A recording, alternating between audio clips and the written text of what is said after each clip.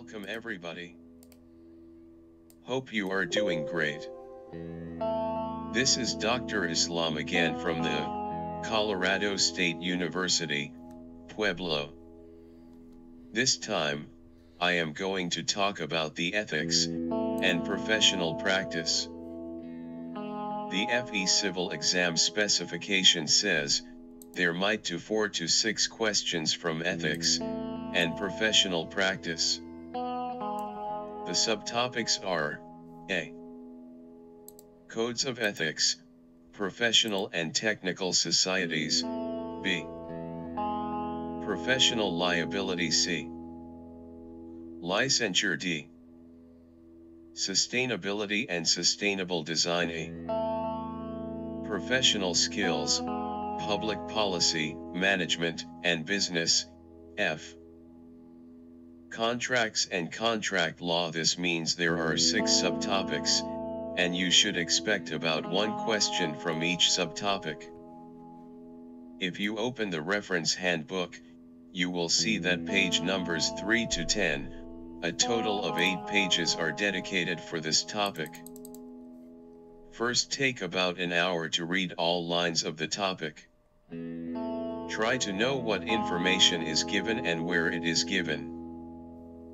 For example, the first 2 pages show the licensee's obligation to public, to employer, and clients, and to other licensees. This way, read the whole topic slowly. Do not try to memorize it. Just read it.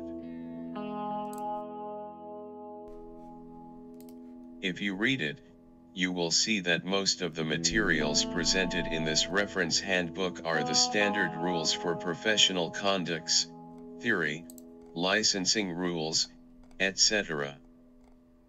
However, experiences show that, in the actual FE exam, the NCEES asks mostly real-life questions. For example, let 2 professional engineers are working with 2 different projects which are not connected.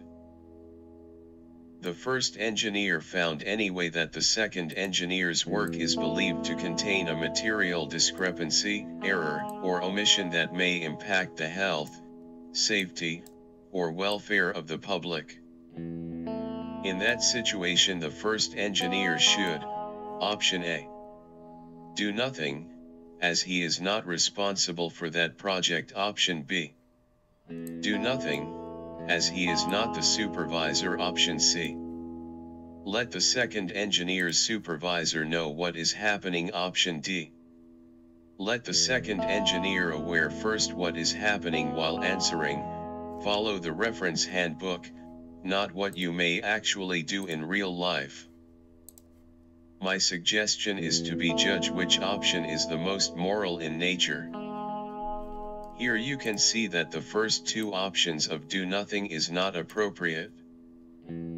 This means you do not have any responsibility for the society, which is not. The third option of letting the second engineer's supervisor know may be okay if the second engineer does not respect the warning first. Therefore, the 4th option is appropriate.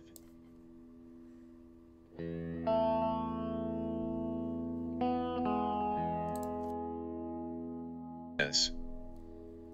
To locate the item in the reference handbook, the 4th point of licensee's obligation to other licensees says licensees shall make a reasonable effort to inform another licensee whose work is believed to contain a material discrepancy, error, or omission that may impact the health, safety, or welfare of the public, unless such reporting is legally prohibited.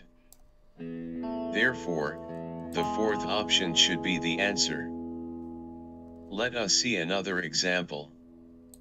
Let a professional engineer work to collect the feasibility data on a proposed water treatment plant.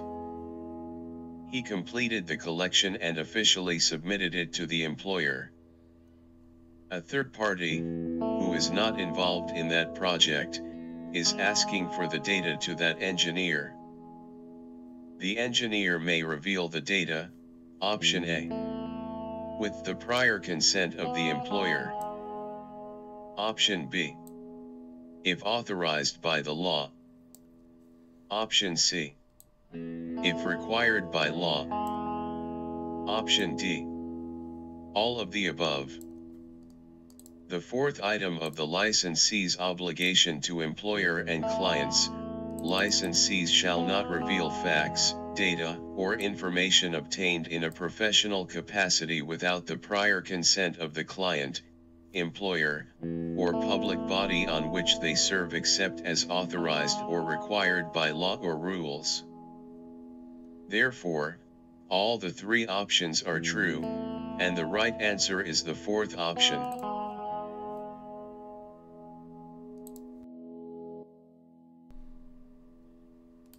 Sometimes, you may expect some questions not directly from the reference handbook, from the general sense. For example, let a design document has two parts, geotechnical and structural. A licensed civil engineer with expertise in geotechnical engineering is in charge of the design, and a structural engineer is supposed to look after the structural engineering portion. For this design, which of the following conditions is ethical?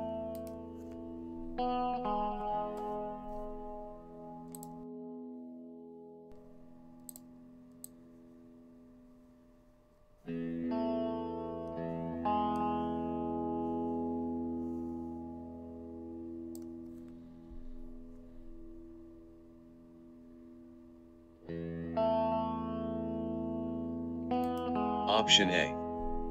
The geotechnical engineer can sign the design document if both of them work together during the whole design process. Option B. The geotechnical engineer can sign the design document as both geotechnical and structural engineering are part of civil engineering. Option C. Geotechnical engineer can sign the geotechnical part and structural engineer can sign the structural engineering part. Option D. A third engineer is required to sign the document.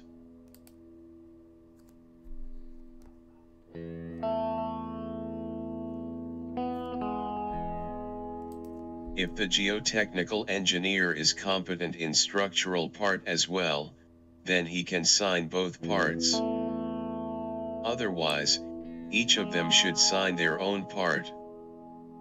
Therefore, the right answer is the third option.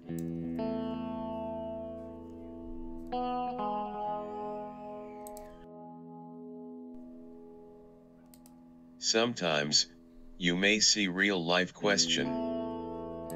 For example, let you are invited to have a job site interview in Kansas City by ABC Company. They already paid for your airfare and hotel and advised you to submit the other expenses such as meals, taxis, car parking after the interview. While you are preparing to fly, another company, XYZ, also called you to have an interview just after the following date at the same city. Assume no conflict arises between these two interviews' schedules, including the flight times, etc. What should you do? Option A. Accept the interview at XYZ Company without informing ABC Company, as there is no time conflict. Option B. Accept the interview at XYZ Company informing ABC Company but ask for reimbursement about 50% from each company. Option C. Accept the interview at XYZ Company informing ABC Company but ask for reimbursement from the ABC Company only as they already paid. Option D. Reject the interview at XYZ Company due to conflict of interest.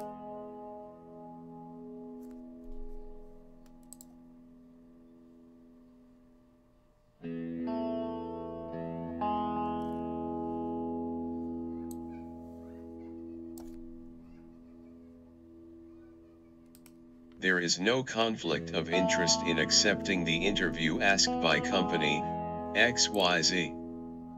but you should let ABC company know as you are flying with their tickets. Also, ask for reimbursement about 50% from each company.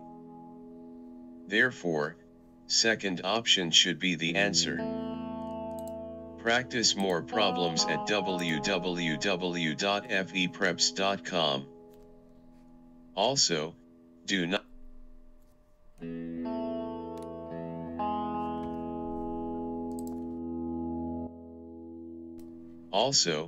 do not forget to take a short exam from this website to justify yourself. Thanks a lot for watching this video. Thanks a lot for watching this video.